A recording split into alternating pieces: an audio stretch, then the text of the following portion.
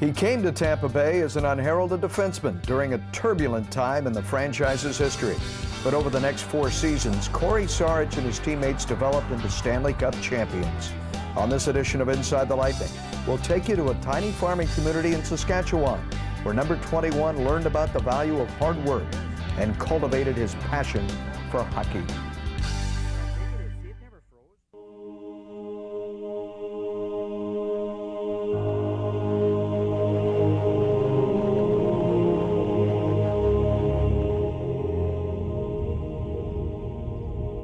Mainly, your couple mainstays here in Saskatchewan are wheat fields, which you can see in the far distance. Behind us here is the canola field, which has been swathed. He grows a few field peas, he grows lentils. He has in the past grown flax, durum, which is another type of wheat. It's a little longer grain. Most of the machinery is circa 1988 and older.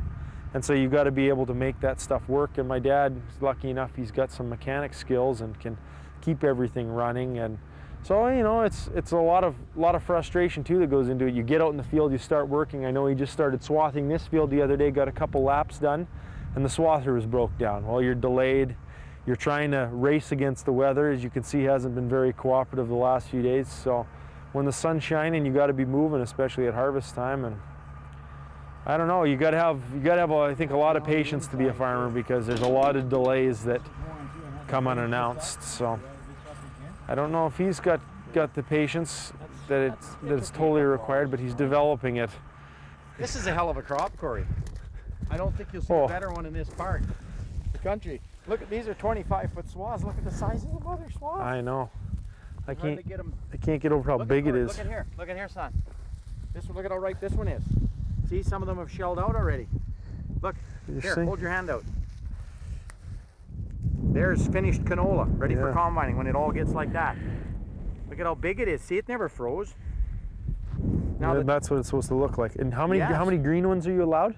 You're only allowed 2% in 100 kernels. So 2 kernels in 100? Yeah, you roll. Being able to come and go and do things as you want. The lifestyle comes at a price, though. We're at the mercy of the weather when you're a farmer, and you have to there's busy times, like seeding and harvest are super busy. I'm an avid golfer and sportsman, like most guys, and seeding time I'm in the tractor, that's my office, and harvest I'm in the combine and the swather, and that's simply the way it is. It's a slower pace of life, growing up on the farm here. Had a lot of time to ourselves, a lot of time to entertain ourselves, but no better place to grow up. You got to have a lot of close friends, because there aren't a lot of kids. You got to learn to get along with everyone.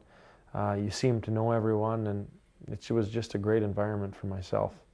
We first moved out to the farm when I guess I was 5, just starting school, and we were town kids, so it was sort of a shocker. We had to go out, and we didn't have very many chores, but we had to go out and feed the cats and dogs and small farm things like that, and not having too many people around to play with, that was a new experience as well. So we just sort of had to entertain ourselves on the farm and make our own fun.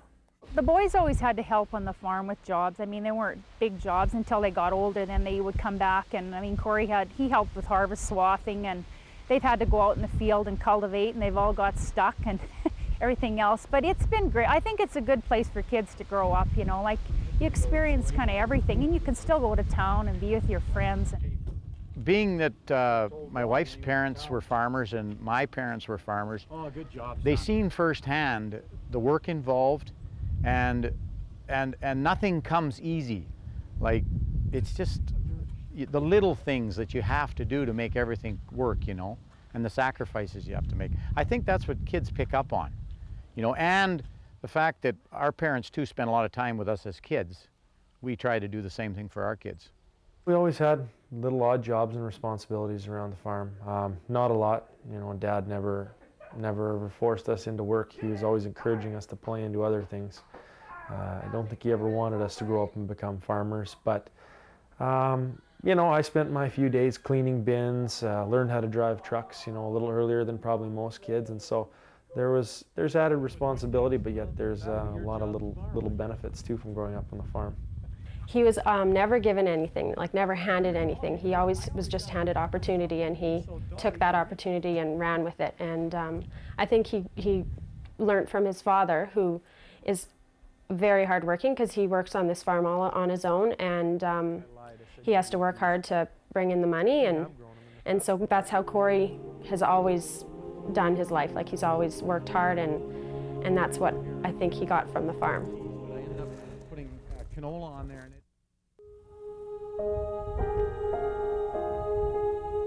Growing up here in Davidson, Bladworth area, we had ice available to us at all times, you know, for skating in the winter. I just lived at the rink, whereas I know a lot of city kids, you know, they have their slotted times and that's it. We were public skating at the Bladworth Arena, Davidson Arena. The rinks would freeze out here, or the sloughs would freeze out here in the middle of the winter, and we'd use those as rinks. We have tapes of him when he wanted to skate in our backyard. We made some ice, and he was probably about 3 going on 4 when he put on his skates and tried to stick handle or take a puck and go around the ice. But we didn't really put him into hockey till he was 6, you know, playing, and he had to play with some older kids because there was no 6 and under team or 7 and under at that time. So he did a lot of skating, and his friends and cousins came over and played in the backyard, a lot of shinny. My dream, believe it or not, when I had Cory and Rodney, I got married fairly young. My dream was that someday I could play hockey with my boys at a competitive level even, you know. And at the time I was playing senior hockey, and senior hockey players can play till they're 40, you know, 35, 40. And I realized, you know, if my boys were here in the community, not thinking they were going to go off to play junior and, you know, play where they did, maybe they'll be my, I was a centerman, maybe they'll be my wingers. You know, this is when they were little, you know, and this is the dream. And I knew how much fun I had growing up, that the joy it brought me. I wanted my boys to experience that too. When I was younger, we used to get up and go to power skating before school. We'd get up, and there was a local guy from our senior team here in town, Kim McIver, and he used to get up with us, about 10 kids in the morning, and just skate us. You know, some days it'd be 30 below Celsius, and we'd be out there giving her with toques on our heads and helmets over top. And you know, it really helped. Just being on the ice all the time was a bonus. Lots of days I packed. They have power skating before school started, so I'd pack a lunch, pack breakfast, and then they'd have power skating after school, and then they'd stay for supper because they'd have a game. And so we kind of basically lived at the rink for a lot of years. My dad would come out of the field to watch me play ball, or he never missed a hockey game. His car always went on the road on road trips. And I wanted the boys, you know, to know that nothing will, you know, if they want to do it, I never forced them to do it, but if they want to go for it, we're there to take them and spend whatever we have to spend. Don't matter, you know, and as long as we do it, and we do it as a family and we have fun, because we all like it. They were always there, you know. My parents hauled me all over Saskatchewan to play hockey, and then as I got older, to other provinces too. They never ever forced me into doing anything I didn't want to do. But yet they never held us back from doing anything, especially when it came to hockey. You know, we had every opportunity to get out there and play, and they were the reason why. With the full support not only of his family, but an entire community, Cory quickly started to show he had above-average skills, and by the time he turned 15, people all over the province of Saskatchewan started to take note. I think midget was when I really realized that I had a good opportunity to go somewhere. I played as a 15-year-old with 16 and 17-year-olds in midget AAA in Saskatoon. Things went well that year, you know, I got to play quite a bit. And then my 16-year-old year is where things took off. You know, I had a chance at being drafted the next year. I got to play on Team Saskatchewan, and I was one of the bigger kids for a change, and things just really kind of clicked then. So I would have to say 16 was the first year for me where I really thought I can maybe make a career out of this. He got on in the Sask First program, which is Saskatchewan First, and they take the elite players, and we won the Canada Games in Alberta in, I forget what year, 95 I believe. And after that he got into the Team Canada program. He played AAA midget, he played junior. I realized, hey, you know, Cory's got some talent here, and if he loves the game and wants to pursue it, you know, I always told him, said, you know, set your goals high. Don't, you know, just work as hard as you can and see where it takes you. Unlike most of his peers, Cory didn't have to travel hundreds of miles away from home to play junior hockey. But even though he was only about an hour away in Saskatoon, he struggled at first. Let me tell you, as a 15-year-old leaving town to go to Saskatoon an hour away, it was pretty tough. I imagine my parents could share some sob stories with you of me calling home not being too happy. We dumped him off in Saskatoon. It was harvest time for me, and he stayed with my brother, which helped that part of it, but he had to take a bus. He didn't have his license, across town to a school. Doesn't know any, the kids. Everything's foreign to him. He phones home about 2 weeks. I'm like right into harvest. The weather's perfect, and I'm grinding away, and I don't even get a chance to call him. Phone rings one night late. It's Cory, and I can tell he's crying almost on the other end. Dad, I'm so lonely up here. I said, well, son, you can come home. You can go to school here and play hockey in Davidson. But I love the hockey more. Well, I said, son, now you got a choice to make. And I trust me, son, it's going to get easier. As you get used to it, you'll make some friends. And he did. And he stuck it out, and the rest is history. I've always been the skinny kid, and I was always a few pounds lighter than everybody. So I took my licks. I used to get run over there out on the ice a little bit, but I wasn't afraid to throw the body around too. So I was very fortunate, though. As a 16-year-old, I got to play lots, playing midget, and then as a 17-year-old, my coach, gave me every opportunity to play, and I think that's a big help to adjusting quickly. Is just, being out there and getting some game experience. It's tough if you're riding the pine all the time, or, spotted in one game and then out one game. So I was very fortunate to play a lot that year. You get a little bit of feedback through like the hockey news and things like that as to where you're supposed to get drafted, and I went pretty close to how I'd been predicted, maybe late first round. Some people said second or third round. So it was a great experience, and I was very fortunate to get drafted when I did. We actually missed when his name was called. I thought there was going to be a pause between the first and second round. I thought, well, now they're going to take a bit of a break. No, they just, and I went off to the washroom, and my wife went to get a coffee, and we come back, and Cory was down shaking hands at the Buffalo Sabres desk. So that's kind of a neat story, but it was very exciting. After working his way through the minors, Sarich only played parts of 2 seasons in Buffalo. With a talented lineup, the Sabres were looking to add experience, so they sent Sarich as part of a package to Tampa Bay for Chris Gratton in March of 2000. Regan's parents were down visiting. Get a call at 11:30 at night. I'm just going to bed because I got a 3-3 that weekend in Rochester, and you've been traded to the Tampa Bay Lightning. Pack your bags, thanks for everything.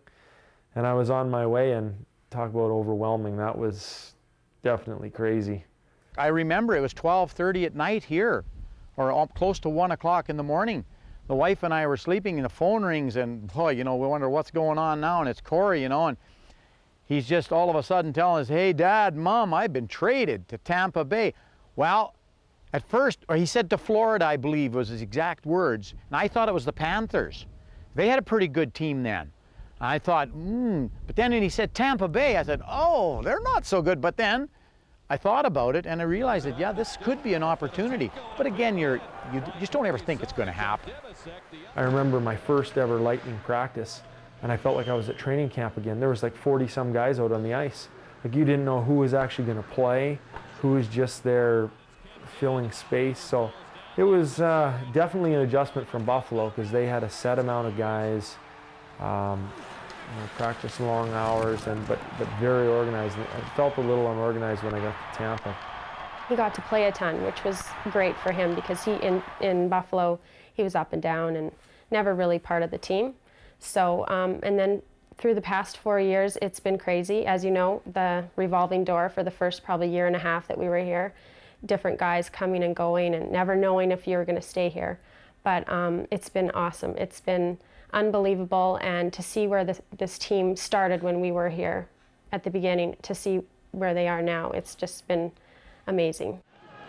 Even though Cory was enjoying plenty of ice time, he still was struggling with his consistency and a lack of confidence. 2 things head coach John Tortorella and associate coach Craig Ramsey started helping him overcome when they took over the team in 2001. Every time I made a mistake, I just kind of seemed to bite on it, and it killed me for the rest of the game. Couldn't seem to get over the hump. And they just said, like, you know, you're going to make mistakes. We're going to throw you back out there. Just let it go. And that put my mind at ease a little bit. And I started doing that too, you know, just make a mistake, you know, let it hurt you for a bit, and then take what you can from it and go. And that was another big help that next year, just having them, you know, coach me through a few things. 2002, 2003, I felt, hey, I belong on this team. And then this past season, yes, but even the year before, where I did play almost the whole season, it was there's question marks there all the time. To see Cory do that, to leave home, like, he struggled when he was 15 years old, but to see him reach, you know, all his goals, like winning the Canada Games, winning the World Juniors, we were in Switzerland for that. Being in Tampa when he won the Cup, I mean, how can it get any better? As a parent, I mean, it gives you goosebumps. You're just so excited and so proud. It's fantastic watching him. Like I say, I don't get a lot of chance to watch him during the year besides a couple of games I catch on TV, but just even from year by year, I see him get better in that and bigger and stronger. His first couple of games in the NHL, he was getting bounced around a bit because he wasn't too thick. But yeah, he's really progressed, and with how well he played last year and how well the team did, that's above and beyond what some people would have thought, but not what I wouldn't expect. So he's really grown as a player, and it's so satisfying to me to see him so happy out there. Like, he loves to go out and play, and how could you not, playing with such a great team and going as far as they did and winning the Stanley Cup? It's just been incredible. I just want to try and keep my game where it is, you know, for the next 5 to 10 years. That'd be fantastic. So, and then keep learning. Every time we go on the ice, you're in a new situation, and you'd think after a while, and the amount of hockey we play, you'd be in every situation, but no, something new arises every night. So just try to store those in the memory bank, and if it's a mistake, don't do it again. If it's a good thing, try and repeat it. The biggest thing for me has been coming to the Lightning, seeing what we've gone from and to what we are now.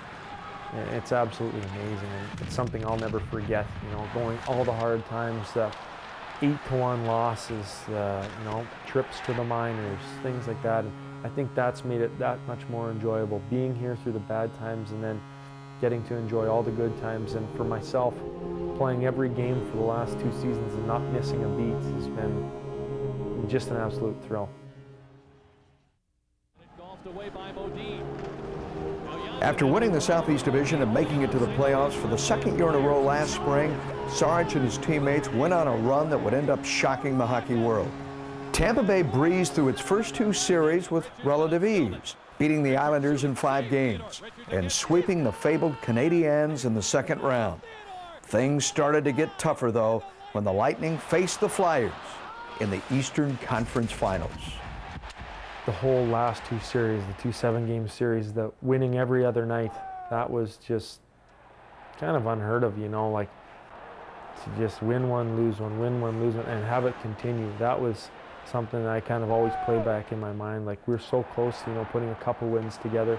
We're very close, you know, maybe having a couple losses in a row too. So I think a lot about the Calgary final, but the one game in the Eastern Conference Final that stands out in my mind is the game that Keith Primo ran me over about 4 or 5 times. I'll never forget that one. I was absolutely exhausted at the end of the game, but I took the, you know, the bad end of all the hits, but he had to be exhausted too, having run me over that many times. So I will never forget that game. And then I can't even remember the final game. I keep having to watch it over and over. Game 7 against Calgary. I couldn't even remember what happened in the second and third periods. And every time I watch it now, you know, it's just kind of putting the puzzle back together. Seeing the playoffs unfold, you always think, now where's it going to stop? Like, who's going to beat them, you know? Where's it going to end? Last year, you know, they beat Washington. They went around. Then New Jersey took them down.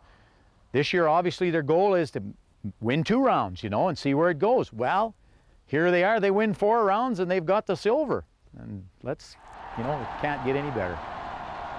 The celebration continued all summer long as members of the Lightning organization got to share the Stanley Cup with friends and family all over the world. Sarich brought the famous trophy back home in mid-August for a celebration that even surprised him. I didn't know how many people to expect that day, and then with the turnout, just made everything seem that much more exciting, and there's just a whole buzz around the communities of Davidson and then here in Bladworth. I came to Bladworth Went to the bar for a drink. That was a lot of fun. The place was packed. There was a couple hundred people in there, and then came out here for the little unveiling of the sign you see behind me. They cleaned up the ditch here, and cars were parked everywhere, and there was probably, I don't know, somewhere around, I would say 300 people. Maybe a little less, maybe I'm over exaggerating, but that's what it felt like. And there was a couple quick speeches, and we unveiled the sign, and I guess this thing will be here until the paint falls off. We thought we'd come here and he'd sign some autographs and that would be the end of it, but they got to planning this big party and this parade, and I'm like, there's only about 1,500 people in Davidson. There's not going to be very many people at this parade, and there was thousands.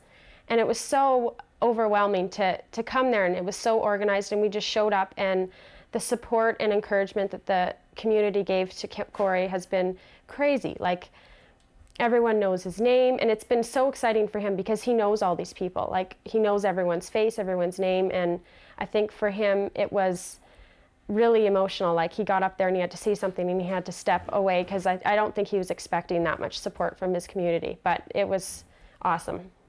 I just never expected it to come to my farm. As you can see, we weren't really ready for the Stanley Cup, but we had a great day. And I mean, people from all over came, other provinces, and there was even a lady there from New Zealand, which was really exciting too. She was visiting, but she was pretty excited to be here. So it was just, I don't know, awesome. We're small town, we're small everything. And you always think you have to take a back seat to the bigger cities, the bigger organizations. Well, this is our day in the sun. Like, I mean, I knew that the people were going to turn out because Cory is community. Like, that's how he was raised. And everybody supports each other in a small community. That's the only way we can survive. And seeing Cory, you know, reward the people here by letting them be a part of that, it's just, it's a real nice culmination. And I'm so proud and happy that, and the word I want to say is we're blessed.